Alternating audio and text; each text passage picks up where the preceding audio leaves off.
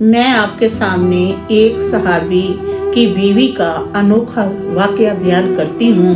وہ واقعہ یہ ہے، حضرت انس بن مالک رضی اللہ عنہ بیان کرتے ہیں، سیدہ ام سلیم کے ہاں پیدا ہونے والا حضرت ابو طلحہ رضی اللہ عنہ کا ایک بیٹا فوت ہو گیا۔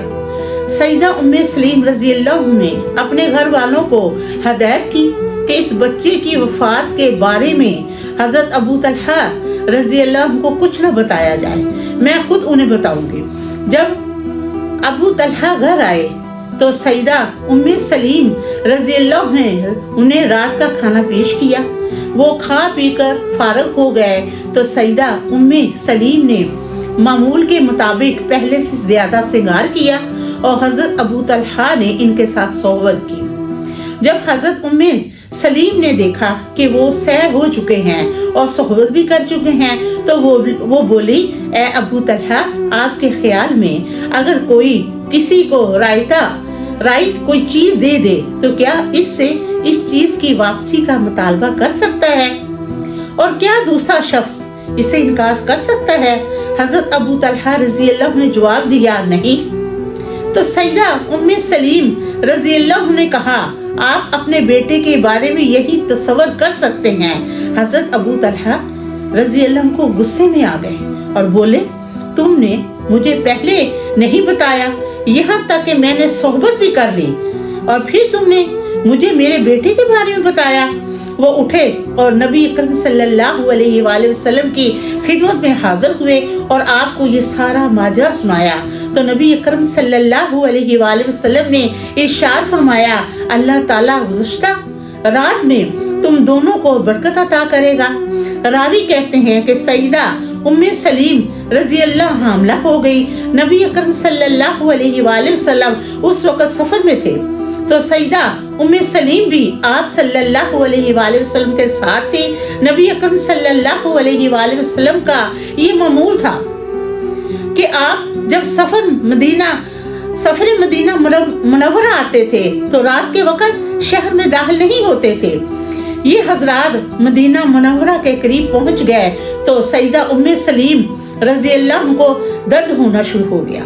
حضرت ابو طلحہ رضی اللہ عنہ آپ کے پاس ٹھہر گئے اور نبی اکرم صلی اللہ علیہ وآلہ وسلم آگے چلے گئے۔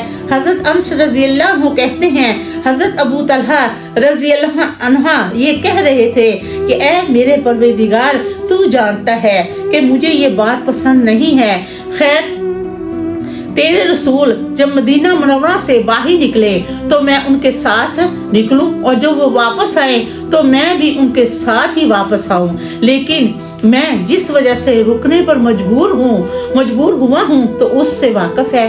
سیدہ ام سلیم رضی اللہ عنہ کہنے لگی، اب مجھے پہلے کی طرح تکلیف نہیں ہو رہی، چلیے اب پھر ہم چل پڑے۔ جب یہ دونوں مدینہ منورہ پہنچے تو سیدہ ام سلیم رضی اللہ عنہ کو دوبارہ درد شروع ہونا ہو گیا اور ان کے ہاں بیٹے کی پیدائش ہوئی۔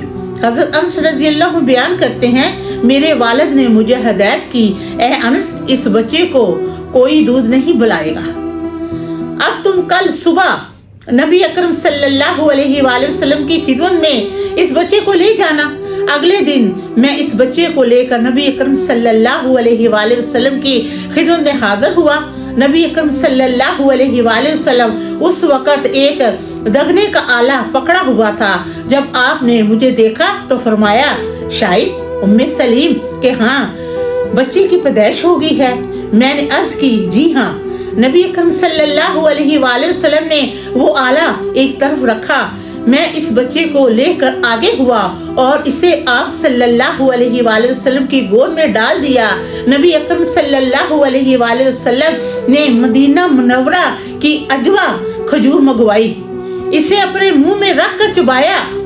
جب وہ گل گئی تو آپ صلی اللہ علیہ وآلہ وسلم نے اسے اس بچے کے منہ میں ڈال دیا۔ بچے نے اسے چوسنا شروع کر دیا۔ نبی اکرم صلی اللہ علیہ وآلہ وسلم نے فرمایا، ذرا دیکھو انصار کھجور سے کتنی محبت کرتے ہیں۔ پھر نبی اکرم صلی اللہ علیہ وآلہ وسلم نے اس بچے کے چہرے پر ہاتھ پھیرا اور اس کا نام عبداللہ رکھا۔ الحمدللہ۔